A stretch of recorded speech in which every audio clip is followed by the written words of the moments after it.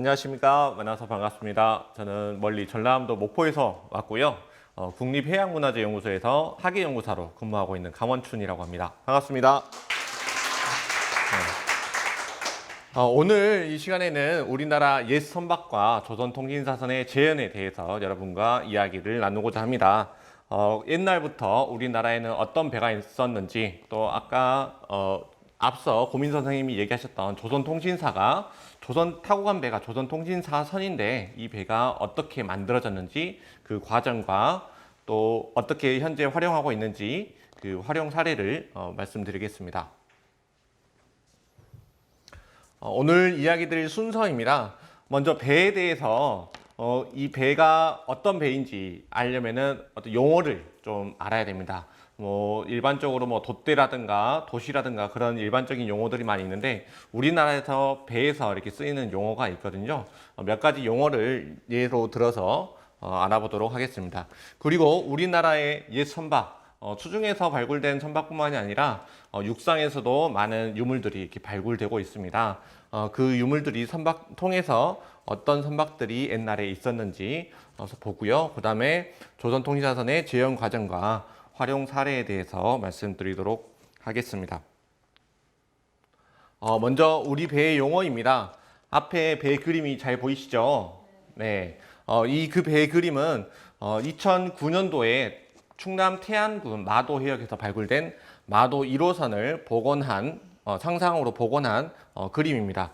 아예 상상으로 복원하지는 않았고요. 나름의 근거를 가지고 복원을 했습니다. 이 그림을 보시면 어떤 부분이 가장 먼저 눈에 들어오시나요? 맞습니다. 저도 그럴 거라고 예상을 했는데요. 아무래도 이렇게 가장 길게 나와 있는 돛이 가장 눈에 먼저 들게 되는데요. 이 돛도 있고, 또 위에 여기 이렇게 황토색으로 된 갑판이라고 하죠. 그리고 뒤에 사람이 한 명이 있는데, 사람이 한 명이 이렇게 잡고 있습니다. 뭔가를 잡고 있습니다. 이거를 배의 방향을 조정하는 타라고 또는 치라고 합니다. 이처럼 일반적으로 이렇게 쓰이는 이런 용어들 뿐만이 아니라 우리 배에서는 전문적으로 배를 연구하시는 분들이 쓰는 용어들이 몇 가지가 있습니다. 먼저 저판입니다. 한자 용어가 굉장히 많아요. 그래서 한자를 많이 알고 있는 친구들은 이해하기가 좀 쉬울 텐데, 저판은 어떤 부분을 가리키냐면은 이 배의 가장 밑바닥을 가리킵니다.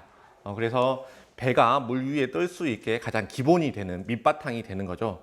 사람도 다리가 이렇게 튼튼해야지 잘 뛰고 잘 서 있을 수도 있죠. 배도 마찬가지로 이 밑바닥이 가장 기초가 되는 부분입니다. 우리나라 저판은 이렇게 나무 여러 개를 이렇게 긴 나무를 다듬어서 옆에서 장사기라는 나무 못을 끼워서 고정을 합니다. 옆에 보시면 이게 이제 장사기인데요. 측면을 아예 관통을 해서 이 나무 못을 끼워가지고 위에서 또 빠지지 않게 쐐기나 산지 등을 박아가지고 결구를 하는 방식입니다. 다음으로 외판인데요. 외판은 배 선체 좌우에서 배의 형태를 잡아주는 판입니다. 왼쪽 그림에 이렇게 빨간색으로 동그라미를 제가 표시를 했죠. 이 부분이 바로 외판인데요.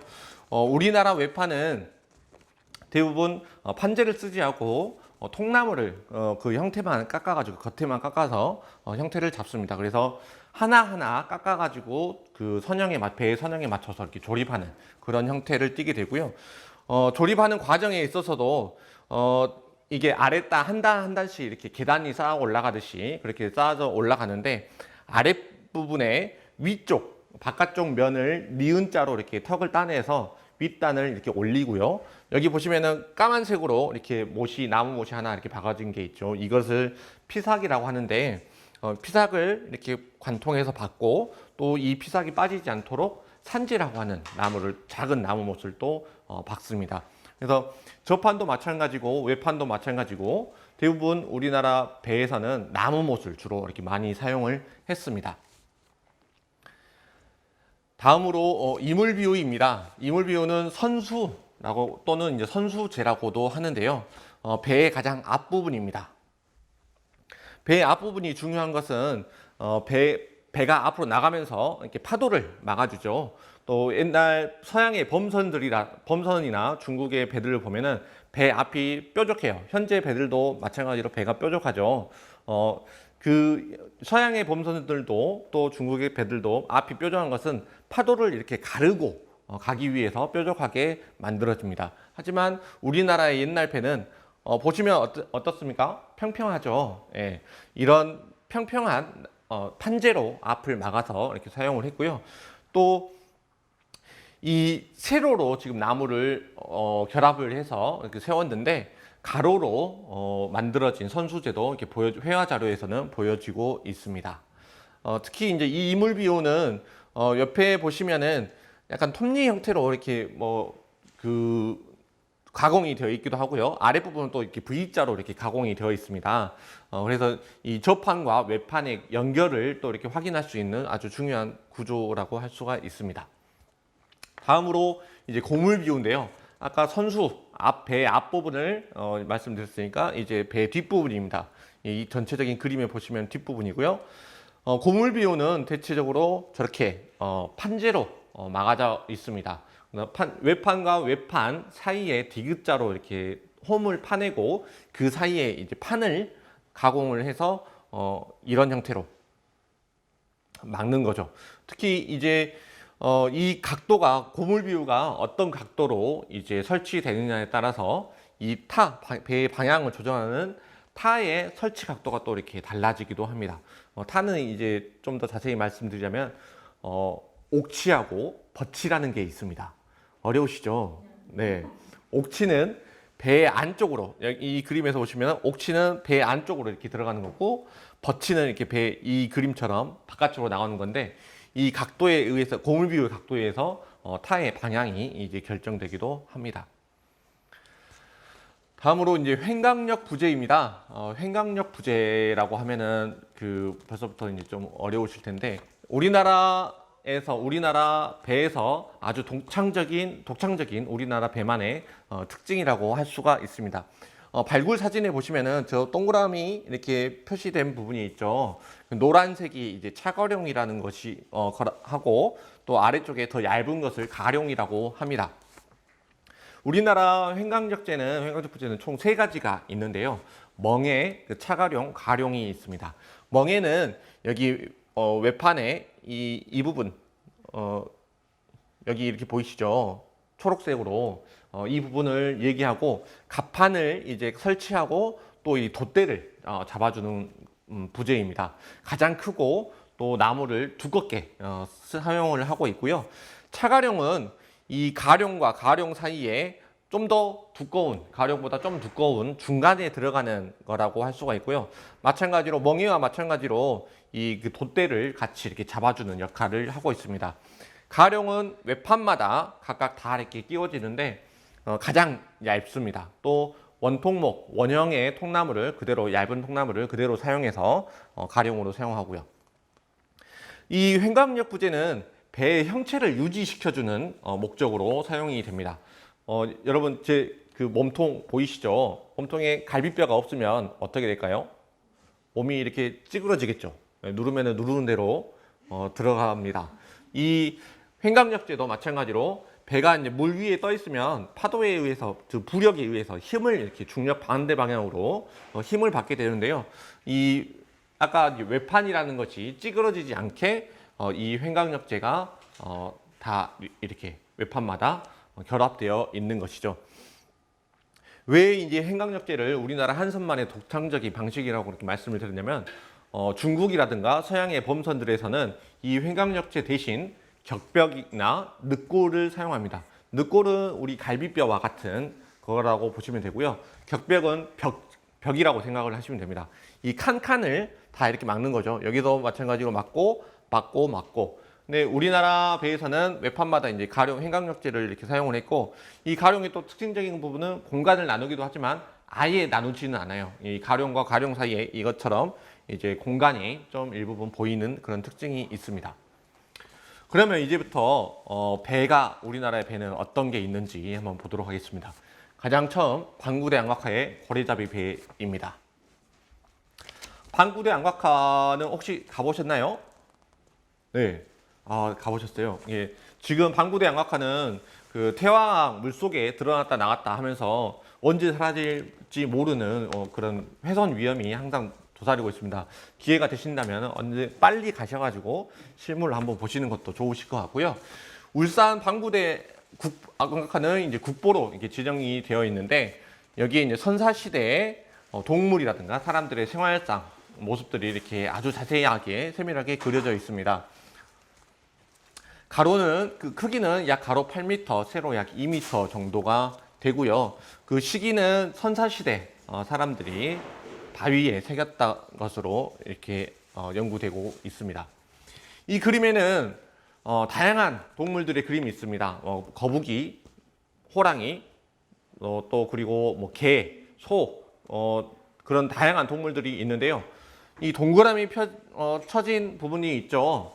여기는 아주 특징적인 부분이 있습니다. 우리 배 그림도 선사시대의 배 그림도 같이 있습니다.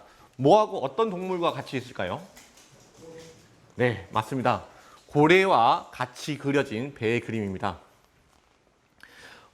방구대 안각화에는 총 169점의 동물 형상이 이렇게 새겨져 있는데 그 중에서 고래가 56점이 그려져 있습니다. 그만큼 3분의 1에 달할 정도로 많은 고래 그림이 그려져 있고 특히 이 고래와 같이 통나무배라고 이렇게 추정되는 배의 그림도 같이 그려져 있는데 총 6점이 있습니다.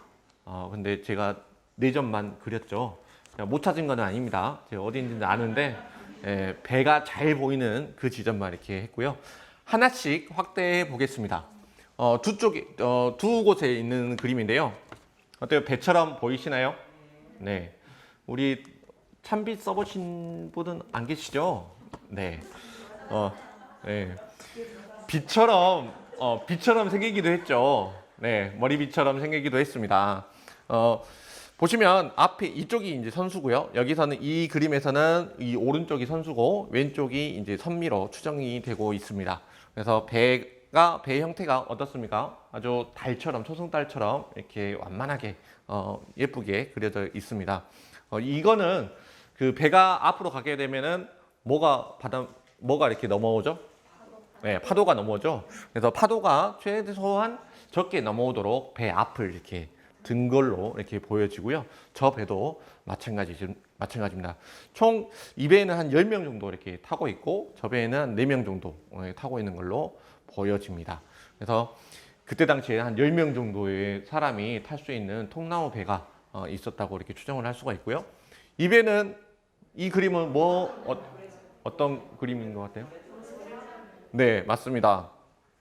커다란 고리가 있고 이 배와 앞에 사람이 한 명이 줄로 이렇게 연결되어 있죠. 지금도 이런 전통 방식으로 고래를 잡는 곳이 있습니다. 인도네시아 중부 지역에 플로레스라는 섬이 있는데 거기에 가시면 라마레라라는 마을이 있습니다. 거기에서도 이 작은 배를 타고 고래를 이렇게 발견하게 되면 바다로 나가서 고래를 발견하게 되면은 여기 이제 이 그림처럼 똑같습니다. 가장 앞에 사람이 나와가지고 제 키보다 훨씬 높은 긴 작사를 이렇게 잡고 거기서 번쩍 이제 떠올라가지고 고래에다가 작사를 꽂습니다. 이렇게 그때 당시에 이런 과정을 고래 잡는 과정을 안각화에 새겼고요. 이 그림은 어떤 걸로 보이시나요? 왜 우리 정육점 같은 데 가보면 소나 돼지의 이렇게 부위를 표시한 그것처럼 보이시죠? 맞습니다. 고래를 해치하고 있는 모습을 그려 놓은 겁니다. 여기 또 사람들이 또 배에 타고 있죠. 라마레라라는 마을에서도 마찬가지로 고래를 잡으면 그거를 이렇게 다 등분을 해서 사람들이 다 나눠서 가지고 간다고 합니다.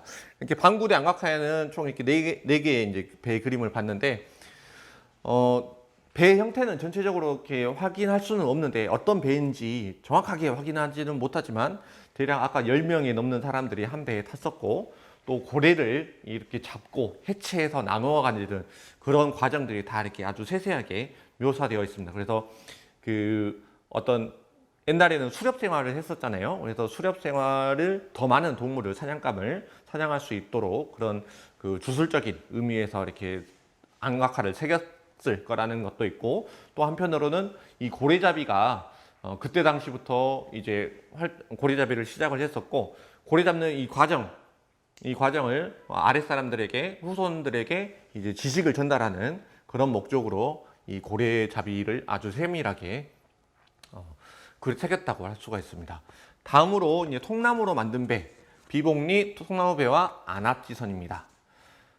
왜 비복리 통나무배는 통나무배라고 하고 안압지선은 안압지선이라고 했을까요? 똑같이 안압지 통나무배라고 하면 되는데 궁금하시죠? 네, 제가 안 궁금하신가요? 네.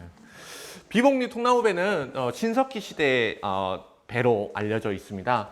약 8,000년 전, 8,000년 전에 만든 배로 이렇게 알려져 있고요. 출토 시기는 2005년도에 경남 창녕 비복리 유적에서 발굴이 되었습니다. 자부심을 가지셔도 돼요. 이 배는 일본보다 2,000년 이상 앞섭니다.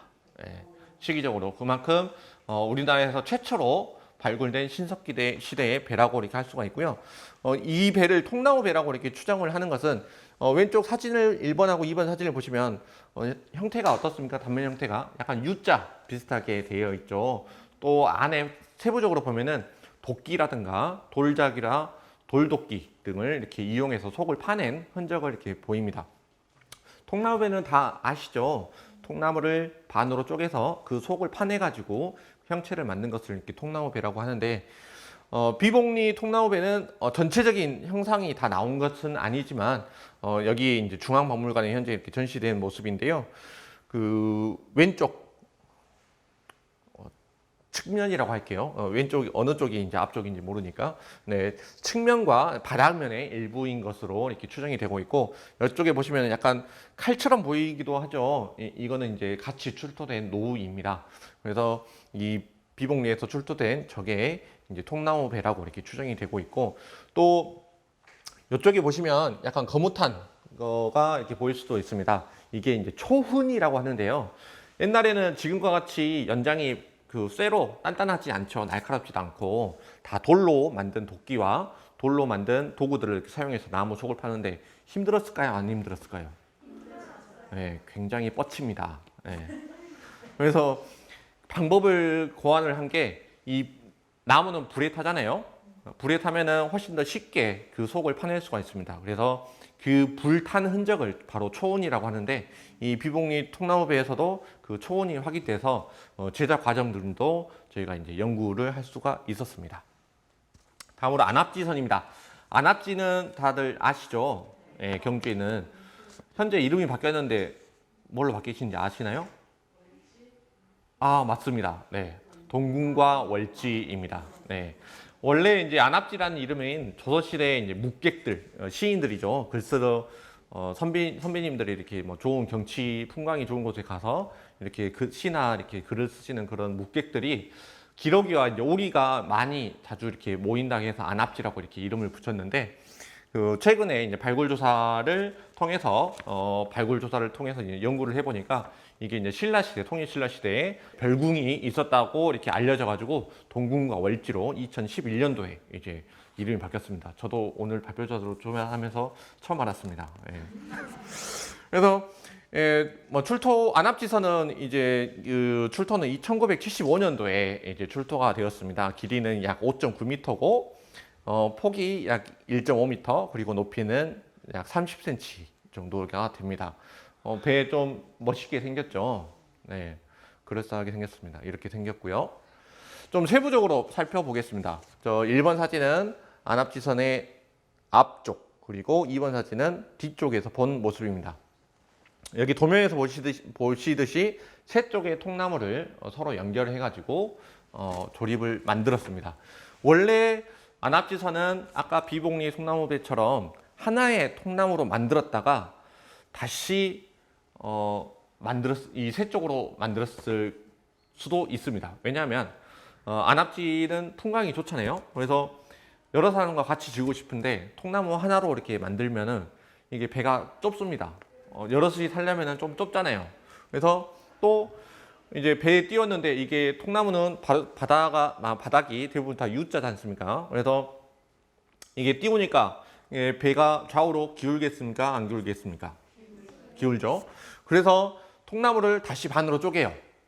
그런 다음에 이 가운데에 판재 하나를 더 추가를 해서 이 세 개 보시면은 약간 U자로 바가지 약간 꺽쇠 디귿자 형태로 이렇게 되었죠. 단면 형태가. 그래서 그 옛날 시대에는 통나무 배로 충분히 그냥 이렇게 강 같은 데를 이제 건너갈 수가 있었는데 더 많은 사람을 태우고 더 많은 짐을 싣기 위해서 배의 크기가 그렇게 되려면 배가 크기가 커져야 되죠.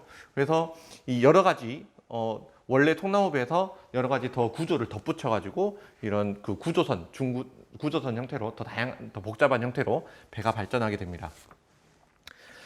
그 안압지선에서는 또 한 가지 또 흥미로운 점이 이렇게 저희가 확인이 됐었는데요. 4번하고 5번 사진을 보시면 동그라미 안에 뭐 약간 총알 자국처럼 이렇게 생긴 게 보이시죠? 네, 이게 바로 쇠못 자국입니다. 통일신라 시대에서도 쇠못이 사용을 배에 짓는데 쇠못을 사용했다는 것을 이제 확인하였고요. 특히 이 부분은 여기 이 나무못을 고정하기 위해서 이렇게 박아놓은 건데 아직 뭐 정확한 성분 분석이 되지는 않았지만은 이런 것을 봤을 때 안압지선 위에 또는 여기는 이제 배 측면이 안압지선은 배 측면이거든요. 외측면인데 선수하고 선미 쪽에도 이런 못 자국들이 다수 이제 확인이 되었습니다. 그래서 연구 결과에 따라서 안압지선의 형태가 아까 앞에 보셨던 형태와는 좀 많이 달라질 수도 있을 것 같습니다. 안압지선과 그 비복리 통나무배의 왜 이름이 다른지 말씀을 안 드렸는데요. 아까 제가 설명을 드리면서 이렇게 잠깐 언급을 했습니다. 비복리 통나무배는 통나무 하나를 가지고 만들었기 때문에 진짜 순 오리지널 통나무배이고 안압지선은 세 개의 통나무를 연결해서 만들었기 때문에 배의 형태를 갖추고 있습니다. 그래서 안압지선이라는 명칭이 이렇게 붙은 거입니다. 네. 다음으로 이제 주형 토기에 대해서 알아볼 겁니다. 주형 토기는 배 모양 토기를 가리킵니다. 토기는 보통 그 식량이나 식수 등을 담기 위해서 아주 오래전부터 사용을 했었죠. 가장 대표적인 토기 혹시 기억하시는 거 있으신가요? 아, 맞습니다. 빗살무늬 토기. 신석기 시대를 대표하는 빗살무늬 토기, 또 청동기 시대를 대표하는 민무늬 토기 등이 있습니다. 그런 토기뿐만이 아니라 이런 배 모양 토기도 있습니다. 우리 경주에 가면은 뭐 기마 인물상 그 토기도 있죠. 네, 그런 토기처럼 배 모양 토기인데 아주 다양한 토기들이 있고 이 토기들 전부를 소개해드리면 너무 시간이 오래 걸리니까 몇 가지만 이제 소개해드리겠습니다. 금융총에서 출토된 토기입니다. 아주 화려하죠. 네, 뒤에 고리도 이렇게 달려 있고 장식들이 이렇게 달려 있습니다. 이 주형 토기는 대부분 부장품으로 쓰였습니다. 무덤에 같이 이렇게 쓰였습니다. 주술적인 의미로 죽은 자의 평안한 안식을 기원하기 위해서 이렇게 사용을 했고요. 하지만 이 배 모양을 만들기 위해서 그때 당시에 만들었던 사람이 배를 알고 있어야, 배가 어떻게 생긴지 알고 있어야지 이 배처럼, 그때 당시에 배처럼 만들 거 아닙니까? 그래서 배 모양이 어느 정도 남아있기 때문에 형태를 좀 이렇게 추정할 수 있기 때문에 주형 토기에 대해서 연구를 하게 되었습니다. 첫 번째 주형 토기인데요. 아까 말씀드렸던 통나무, 이 선체의 1번 사진을 보시면은 선체가 통나무를 깎아낸 것처럼 반듯하죠. 하나의 통나무를 깎아내고 보시면 하지만 단순한 통나무 배는 아닙니다. 여러 가지가 뭐가 있죠. 특히 가로로 이렇게 가 있는 거는 멍에로 이렇게 추정이 되고요. 뒤에 앞과 뒤에는 또 판재가 있고 또 좌우측에도 뭔가 이렇게 덧댄 흔적들이 있습니다. 여기 이것처럼. 가운데는 이제 멍에, 아까 횡강력 부재 설명하면서 말씀드렸죠. 배가 안으로 오므로 찌부러지지 않게 설치하는 멍에를 세 군데 설치를 했고, 또 앞 뒤에는 아까 배가 이렇게 가면은 뭐가 넘어온다고요? 파도가 넘어오죠. 이 파도가 넘어오지 않게 그 파도를 막기 위한 수판을 덧대었습니다. 그리고 배 높이를, 옆에서도 파도가 넘어오겠죠. 배 높이를 높이기 위해서 이 현측판을 덧댄 걸로 추정을 하고 있습니다. 또 뒤에서는 사람이 앉아가지고 노를 젓고 있고요. 금융총 출토 토기, 주형 토기는 총 두 점이 있는데 앞서 주형 토기와 좀 다르죠. 가운데에 멍에가 없고 또 뒤에 수판, 물막이 판도 뒷부분에는 없습니다. 또 옆에 현측판도 덧대어 있지 않고요. 같은 무덤에서 나온 주영턱이지만 이처럼 이렇게 형태가 구조가 좀 이렇게 다른 것을 이렇게 볼 수가 있고요. 다른 주영토기를 보겠습니다. 평청리에서 출토된 주영토기인데 이거는 아까 주영토기와 다르게 이중으로 되어 있습니다. 이 아랫부분이 통나무로 추정이 통나무 배로 이렇게 추정이 되고요. 마찬가지로 위로 이제 현측판을 더 덧대 가지고 배의 높이를 더 키우고 구변을 더 키운 것으로 이렇게 보여지고 있습니다. 가운데는 마찬가지로 칸막이가 이렇게 되어 있죠. 멍에도 하나 걸려 있고요. 이거는 원래는 그 도면에서 위에서 봤을 때는 이게 맨 아래까지 이렇게 가 있는 걸로 이렇게 보여질 수도 있는데 맨 아래까지는 내려가지는 않고 윗부분에만 아래는 뚫려 있습니다. 원래 배라면은 이게 이제 가장 밑에까지 내려가야 될 텐데 이거는 이제 주형 토기로서의 어떤 기능을 갖추기 위해서 아래까지는 이렇게 아래까지 막지는 않았고요. 옆에 보시면은 현측판 여기 위에 뾰족뾰족 올라온 거 보이시죠? 노거리로 이렇게 추정을 하고 있습니다. 배 옆에서 이렇게 저으려면은 노가 이제 고정을 시켜놔야 되잖아요. 그래서 그 노거리로 이제 추정이 되고 있고 옆에 이제 그 동글동글한 무늬를 원문점 등을 이렇게 표현을 했습니다. 마산 현동에서 출토된 이제 주영토기입니다. 앞서 보였던 그 주영토기와 좀 비슷한데요. 앞에 부분은 이렇게 그 훼손이 되어서 이렇게 정확하게 이렇게 확인은 어렵지만 마찬가지로 밑부분은 통나무로 이렇게 만들고 윗부분은 이제 현측판과 또 위에 이제 수판을 대 가지고 만든 것으로 보입니다. 이것도 마찬가지로 위에 이제 노거리가 양쪽에 이렇게 나와 있고 가운데 멍에는 멍에라든가 횡강력 부재는 없습니다. 진영 열애리 출토 이제 주영 토기입니다. 도면을 보시면 도면과 이제 사진을 보시면 알겠지만 멍에가 하나 이렇게 있고요. 이것도 마찬가지로 통나무인데 위에 이제 현측판을 덧대고 노거리도 있고 근데 마지막에 이제 뒤에 그 선미에는 이제 수직으로 된 판을 이렇게 덧대는데 가운데 이렇게 구멍이 하나 나 있습니다. 이 구멍은 아마 이렇게 노를 뒤에서 젓는 노를 이렇게 꽂거나 아니면 방향을 조정하는 칠을 꽂았던 것으로 추정을 하고 있습니다. 가장 단순한 형태의 그릇 형태의 주영토기입니다. 이런 형태도 있습니다. 이 주영토기는 그 실제로 배는 아니지만 그 주술적인 의미로 이제 그 부장품으로서의 기능을 더 이렇게 갖고 있는 것들이지만 워낙에 이 고대의 배에 대한 배를 연구할 수 있는 자료가 없기 때문에 이 주영토기의 형태를 통해서 그 당시에 배가 어땠을 거다라고 이렇게 추정해서 연구하기 위해서 이제 주영토기가 자료로 이렇게 사용이 되고 있습니다. 국내에는 총 20점 정도의 주영토기가 이렇게 확인되어 있는데요.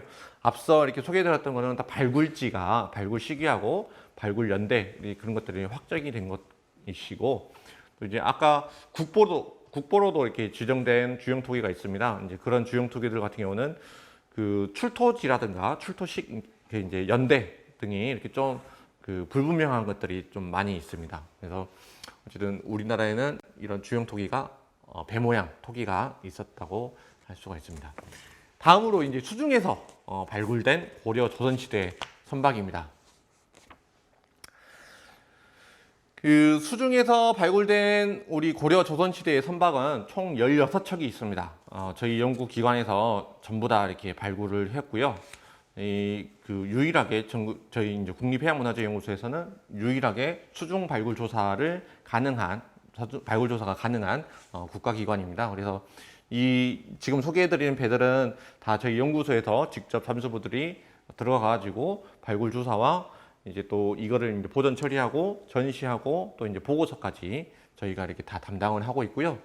저는 이 고선박을 저 전공으로 하고 있습니다. 이 배가 어떻게 생겼는지 그 보시면 사진에서도 보시면 아시겠지만 그 발굴된 선박들 보면은 다 완전체가 아닙니다. 예. 아주 오랫동안 물속에서 잠겨 있기 때문에 대부분이 이제 바닷속에 이제 미생물들이 이렇게 많이 살죠. 그 미생물들에 의해서 훼손되거나 아니면 조류에 의해서 훼손되거나 또는 이제 빠지다가 이렇게 파손된 경우도 있을 거고요. 그래서 훼손된 상체로 일부분만 이렇게 남아있기 때문에 그 나머지 부분이 너무 궁금한 거예요. 그래서 이 배들을 다 조각조각을 맞춰서 또 이제 문헌 자료들을 다 이렇게 연구를 해서 현재 복원을 하고 있고요. 그렇게 이제 복원된 배가 조선통신사선도 마찬가지로 그런 과정을 거쳐가지고 복원이 되었습니다. 16척을 전부 다 이렇게 소개해 드리지는 못하고 시기별로 가장 빠른 것부터 하나씩 소개해 드리도록 하겠습니다. 먼저 영흥도서입니다.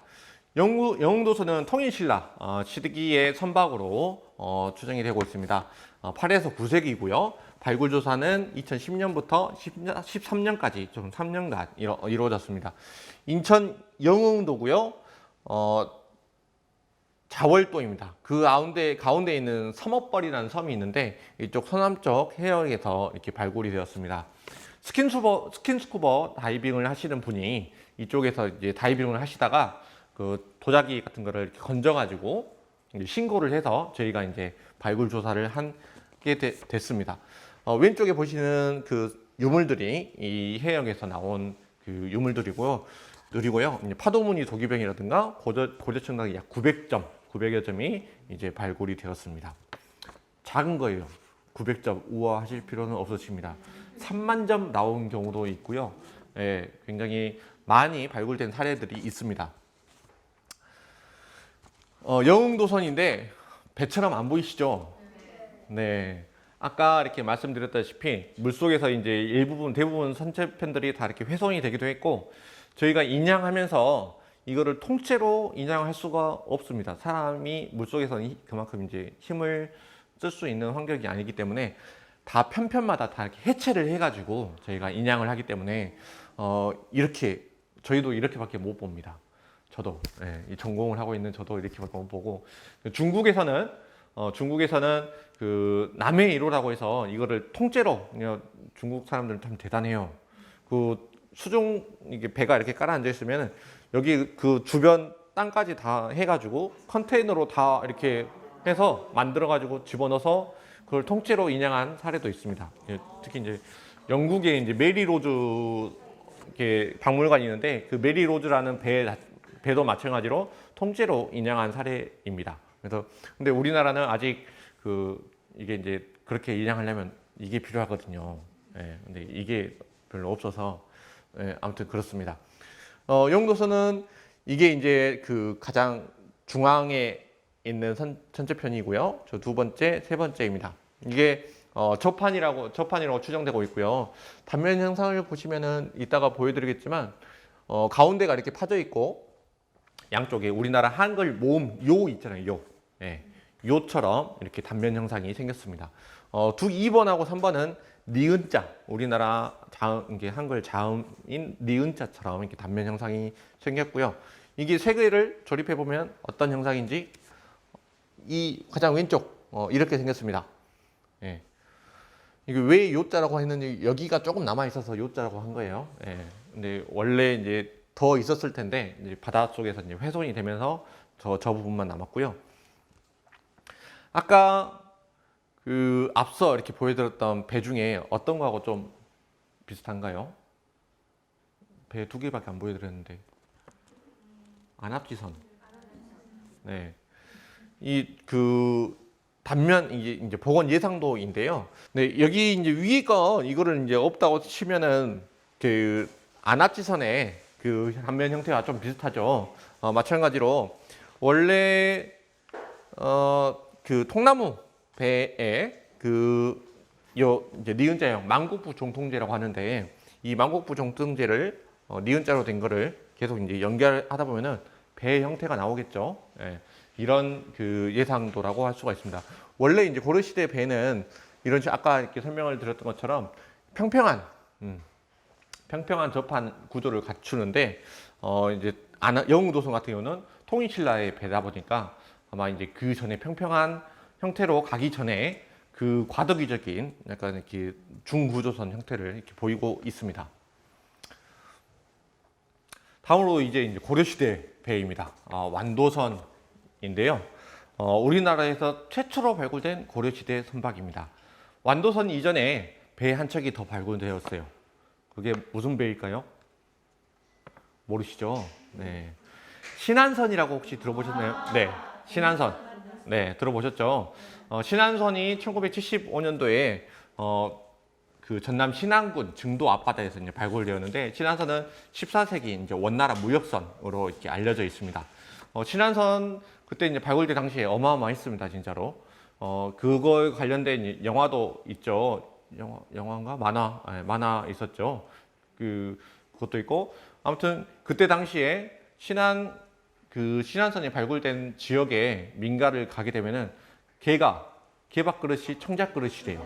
예, 진짜로 그럴 정도로 그쪽에 이제 청자가 많이 나왔었고, 이거는 이제 완도선은 그 이후에 이제 신안선 이후에 발굴된 이제 선박인데, 완도 어두리라는 곳이 있습니다. 전남 완도 어두리라는 곳이 있고, 해남에서 생산된 청자를 싣고 남해안을 가다가 좌초된 선박으로 이렇게 추정이 되고 있습니다. 고려 청자 약 3만여 점. 아까 900점 아무것도 아니라고 그랬죠. 네, 완도선 3만여 점 나왔습니다. 그래서 왼쪽에 보시는 것 같이 이거는 뭘까요? 혹시 아시나요? 뭐처럼 생겼나요? 청자로 만든 장고입니다. 장고. 예, 장고 안에 그 나무로 이렇게 된 거 있죠. 예, 청자로도 이렇게 장고를 이렇게 만들기도 했고요. 청자로 만든 베개도 나중에 태안에서 나왔습니다. 베개. 그리고 연필꽂이 같은 것도 나왔고요. 어쨌든 보물창고입니다. 우리나라 서해는. 아무튼 이 완도선은 그 84년도에 이제 발굴이 완료가 되어서 현재 저희 연구소 전시관에 이렇게 복원된 상태로 전시 중에 있습니다. 네, 배처럼 이제 보이죠? 이렇게 조립을 해 놓으니까. 네, 아까 영흥도선과 달리 좀 이렇게 배처럼 보입니다. 완도선은 어떤 구조를 가지고 있는지 보겠습니다. 먼저 저판입니다. 저판. 예, 이렇게 5개의 열로 저판을 이렇게 만들었고요. 아까 이제 저판을 설명하면서 좀 빠뜨렸는데, 저판이 배 밑바닥이라고 그랬잖아요. 근데 우리나라 전통 선박은 평저형입니다. 평저형. 이렇게 나무를 이렇게 나란히 이렇게 반듯하게 이렇게 놓다 보면은 자연스럽게 이제 밑바닥이 평평해지겠죠. 네. 근데 평저형인데, 앞뒤로는 평저형이 아닙니다. 이게 배 앞이고 뒤면 이렇게 봤을 때는 평저형인데, 이렇게 보면은 앞과 뒤가 이렇게 치켜 올라간 형태입니다. 이렇게. 네. 이런 형태로 이쪽이 앞이고 저쪽이 이제 선미인데, 아까 그 파도를 넘어가야 되니까 그 선수를 이렇게 치켜 올린 거죠. 그래서 중국이나 이렇게 서양의 배들 같은 경우는 앞이 뾰족하니까 파도를 가르고 간다고 하죠. 하지만 우리나라 선박은 파도를 누르고 간다고 합니다. 그래서 이 파도를 이렇게 넘나드듯이 이렇게 하고요. 옆에서 측면에서 이렇게 장삭을 박아놓은 것을 이렇게 확인할 수가 있습니다. 그 다음에 이제 만국부 종통제입니다. 아까 만국부 종통제는 니은자로 된 구조의 종통제이고요. 저판과 외판을 연결하는 부제입니다. 이 만국부 종통제가 또 이렇게 특이한 게 몇 척에서 안 나왔어요. 이게 12동파도선과 그 12동파도선이라고 하는 선박과 완도선에서만 만국부 종통제가 확인되었습니다. 이게 저판하고 외판이 만나는 곳을 만국부라고 하는데요. 거기를 배 길이 방향으로 종방향으로 통하는 부제라고 해서 만국부 종통제라고 합니다. 이름이 굉장히 어렵죠. 네, 이거는 근데 저도 어쩔 수가 없네요. 바꾸고 싶은데, 아무튼 저판은 5열 13평이 됐고, 만국부 종통제가 1단이 나왔습니다. 저희 왼쪽에 보시는 게 만국부 종통제고요. 12동파도선은 2단이 나온 것도 있습니다. 12동파도선이라고 하는 배에서는 2단이 나왔고, 그래서 이게 완도선 같은 경우는 고려 초기에 선박으로 이렇게 편찬이 되었는데요. 청자가 어떻게 생겼는지 가지고 이제 그 연대를 측정하는 방법이 있습니다. 그거에 따라서 이 안에 실렸던 청자가 그때 당시에 만들어졌던 청자이기 때문에 12세기 초로 완도선이 이렇게 되고 있고요. 완도선의 외판은 지금 옆에 이렇게 나와 있는 판인데, 총 그 4단, 좌우연 4단이 이렇게 나와 있습니다. 굉장히 이렇게 부식이 많아가지고 훼손된 부분이 많아서 전체 형상을 확인하기 좀 어렵지만, 그래도 아까 이 노란색 홈, 그리고 이 빨간색 구멍, 사각형 구멍이 보이시죠? 이거는 일부러 이제 가공하는 구멍인데요. 차가룡을 삽입했던 구멍, 그리고 가룡을 삽입했던 구멍.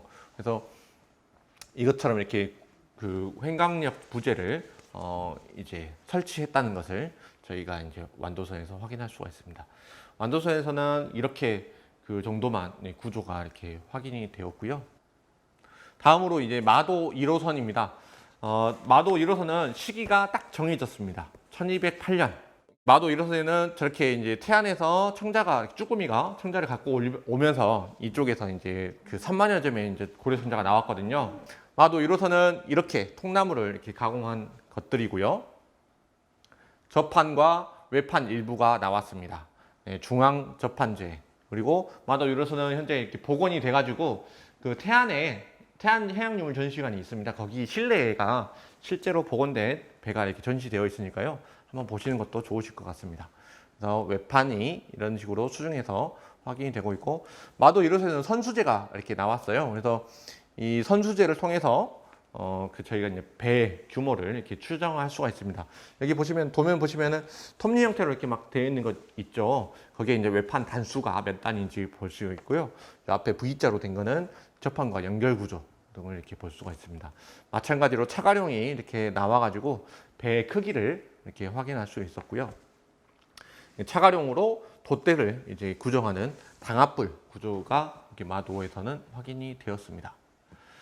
달리도선인데, 달리도선은 14세기 아마 이제 여말 선초 그 시기에 이제 배로 목포 앞바다에서 이제 발굴이 되었습니다. 이거는 이제 뻘밭에서 조간대에서 발굴이 되었는데, 아쉽게도 뭐 별다른 유물이 안 나왔어요. 이거는 청자가 안 나왔습니다. 그래서 근데 이제 배만 나와가지고 이 방사선 탄소연대 측정을 해보니까 이 배가 이제 14세기 선박이다라고 이렇게 되었고, 접판이 굉장히 좀 날렵하게, 배 형태가, 전체적인 형태가 굉장히 날렵하게 되어 있습니다.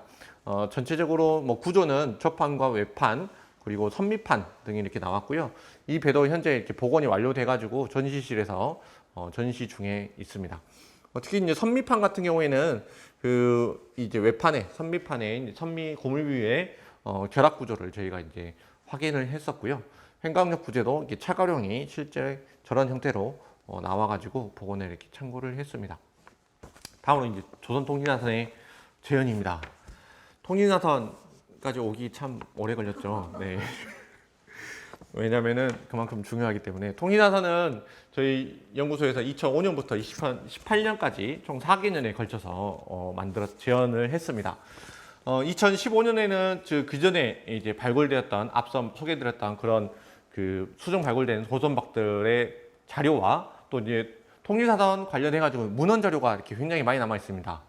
특히 그 왼쪽에 이제 개미수사록이라고 이제 통신사를 갔다 오신 그 선생님이 개미수사기라고 여정을 이렇게 남긴 그 일기 비슷한 거예요. 기획록인데, 그 개미수사록에 보면은 배 구조, 배를 어떻게 만들고 어떤 직기들이 다 들어간지 그런 것들이 다 자세히 남아 있습니다. 또 헌성유고라는 그 사견선, 이게 통신사선인데요. 사견선에 전개도가 있어서 이것 자료를 참고했고, 또 조선통신사 정사선도, 그리고 이 그림은 일본 나가얀 현립박물관에서 소장하고 있는 그림인데, 이 그림을 외형적으로 굉장히 많이 참조를 했습니다. 보시면은 단청이라든가 그 배 구조가 아주 자세히 남아 있습니다. 이런 것들을 연구하고 설계하고 이제 모형으로 제작을 했습니다. 설계도 저희가 이제 그냥 손으로 그리는 게 아니라 조선공학적인 기법들을 이렇게 분석을 통해서 이 배를 이렇게 만들었을 때 제대로 뜰 것인지 그런 많은 연구를 했었고요. 도면을 그리면서 약 24번을 전체적으로 다 교체하고 수정하고 하는 그런 작업을 거쳤습니다. 혹시 통신사선 모형 실물로 이렇게 보신 분들도 계실까요? 네. 아, 네. 네. 그 통신사선 모형은 저희가 항상 그 부산 올 때마다 가지고 오니까요. 한번 나중에 이렇게 보셔도 좋을 것 같고, 실물 재현은 2017년부터 18년까지 약 2년, 2년 동안 만들었는데, 실제 개월수 따지면은 19개월 정도 이렇게 됩니다. 이 통신사선은 그 목포에서 이렇게 제작을 했는데요. 실제로 건조했는데, 이 나무가 몇 그루가 들어갔을까요? 소나무로 했는데 900그루가 들어갔습니다. 네. 나무값만 6억 정도 됩니다. 네. 근데 이게 그냥 일반적인 소나무가 아니고 한 150년 된 소나무예요. 한아름에도 다 못 안길 그런 그 통나무를 이제 다 이렇게 깎아가지고 이렇게 보시면 사진으로 보니까 실제 실감이 안 나실 텐데 굉장히 커다란 나무를 이렇게 사용해서 만들었습니다. 그래서 저판부터 외판, 그 위에 판호까지 만들고 위에 단청도 하고 실제 이제 배 바다에 띄워가지고 실제 운항이 가능하게끔 이렇게 만들었고요. 영상을 한번 보시겠습니다. 네, 이거는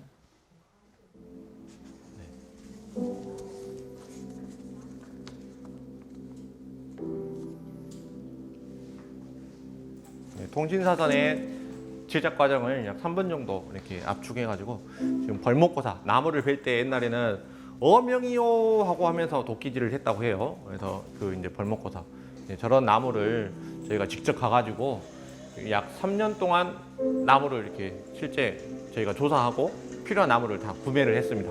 네. 저렇게 큰 나무를 저희가 사용을 했고요.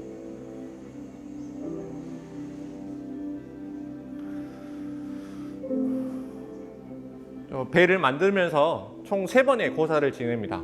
배짓기 고사라고 해서 배를 만들기 전에 연장을 갖다 놓고 이렇게 고사를 지내고 중간에 이제 상량 멍에를 올릴 때 가장 큰 멍에를 올릴 때 상량 고사라고 지내고 마지막에 진수할 때 마지막에 진수 고사 3번을 지냅니다.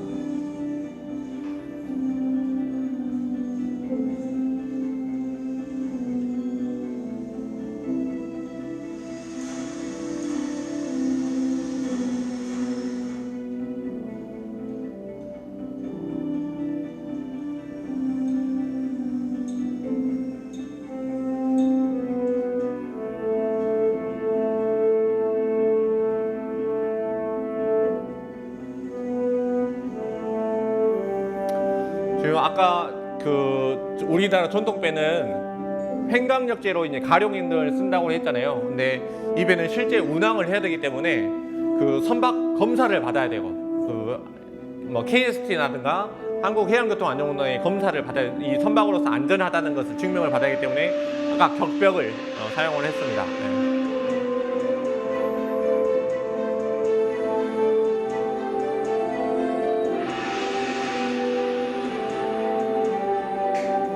이제 멍에 상량문을 쓰는 모습이고요. 네.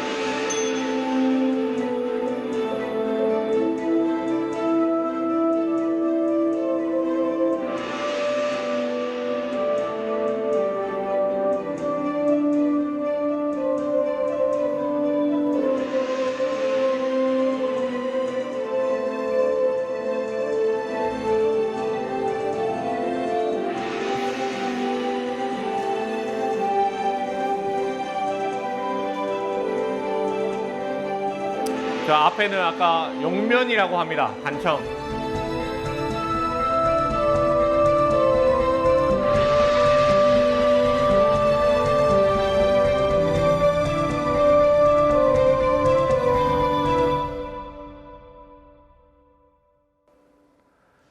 네, 통신사가 갈 때 그 먼 힘든 바다를 거센 바닷길을 이렇게 넘어가야 되잖아요. 옛날에는 도수로 이렇게 항해를 했기 때문에 바람이 없는 날 갈 수가 없어요. 바람이 어느 정도 불어줘야지 배가 잘 나갑니다.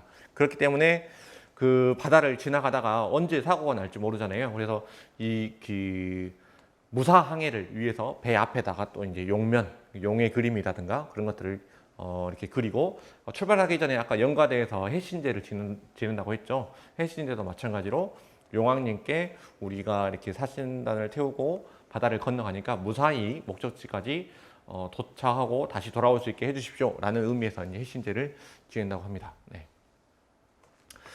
이 통신사선을 만들었는데 어떻게 활용하고 있느냐, 목포하고 부산에서 저희가 주로 사용을 하고 있습니다. 특히 배 안에는 이렇게 선상박물관이라고 해서 통신사의 흔적들 12차례의 통신사가 이렇게 왕래를 했다고 했는데 그 12차례의 통신사 정사가 누구였고 어느 길을 통해서 어떤 기록들이 있는지 그런 것들을 저희가 정리를 했고, 또 실증으로서의 통신사선을 어떻게 이제 소개하고, 또 회화 자료와 그 사진 자료를 통해서 통신사를 어떻게 만들어졌는지 그 과정들을 이 안에다가 박물관으로 저희가 이제 조성을 했습니다. 그래서 사람들이 관광객들이 승선을 했을 때 이 배를 타고 통신사가 어떤 배인지, 이 배가 어떤 배인지 알 수 있도록 저희가 이제 설명을 해드리고 있고요. 또 승선 체험 프로그램과 항로 연구를 진행을 하고 있습니다. 저희 연구소에서는 부산문화재단하고 같이 이렇게 업무 협약이 이렇게 체결되어 있어서 매년 부산에 와가지고 저희가 항해 승선 체험을 하고 있습니다. 특히 이제 조선통신사 축제가 펼쳐지는 5월하고 또 배 타러 가자 행사가 진행되는 7월 달에 이제 2차례 이제 부산에 오게 되어 있고요. 이제 배 위에서 공연하고 또 이제 그 옛날 전통 놀이, 번화 등의 전통 놀이들을 이렇게 체험하는 행사도 진행을 하고 있고, 배 선실에는 이렇게 통신사 회화 그림을 이렇게 아이들과 같이 이제 맞춰보는 퍼즐 같은 것도 이렇게 있습니다.